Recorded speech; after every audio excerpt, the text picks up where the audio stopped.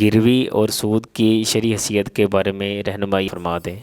جی، آپ نے جو سوال کیا وہ یہ پوچھا کہ گروی اور ربا کے بارے میں بتا دیں۔ تو ربا کو اردو میں سود کہا جاتا ہے، اور سود کسے کہا جاتا ہے پہلے یہ جان لیا جائے۔ سود بیسیکلی یہ ہوتا ہے کہ آپ کسی کو کچھ رقم دیں اور جب وہ رقم اسے واپس لیں تو اس پہ کچھ اضافہ بھی لیں۔ یہ جو اضافہ ہے یہ سود کہلاتا ہے۔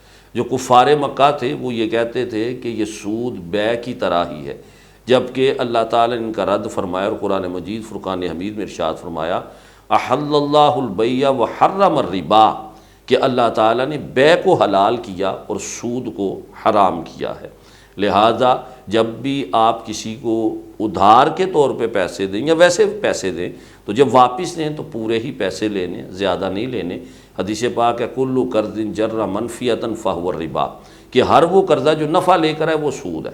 تو لہذا سود یہ ہوا کہ جب آپ کسی کو کچھ رقم دیں تو جب واپس لیتے ہیں تو اس پہ اضافی لیتے ہیں، تو یہ سود ہے، اور یہ لینا ناجائز، حرام اور جہنم میں لے جانے والا کام ہے۔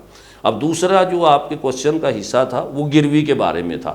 گروی یہ ہوتا ہے کہ آپ کسی کو کوئی ادھار دیتے ہیں اور ادھار اسے چونکہ آپ نے واپس لینا ہے تو اس کی کوئی چیز اپنے پاس ادروئے رہن کے گروی کے رکھ لیتے ہیں کہ اگر اس نے میری رقم واپس نہ کی تو اس کی چیز میرے پاس ہوگی تو وہ بامر مجبوری پھر میری رقم واپس کرے گا۔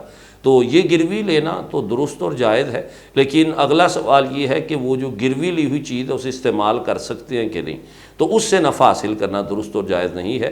وگرنہ جب رحمت دو عالم صلی اللہ علیہ وآلہ وسلم کا وصال ظاہری ہوا تو آپ کی ایک زرہ مبارک تھی جو کسی ایک یہودی کے پاس آپ نے رہن رکھی ہوئی تھی، تو رہن رکھنا یہ جائز اور درست ہے، اور جو سود ہے یہ لینا حرام، ناجائز اور جہنم میں لے جانے والا کام ہے۔ اللہ تعالی ہمیں سود کی نحوست سے ہمیشہ کے لیے محفوظ فرمائے، آمین بجاہ النبی الامین صلی اللہ علیہ وسلم۔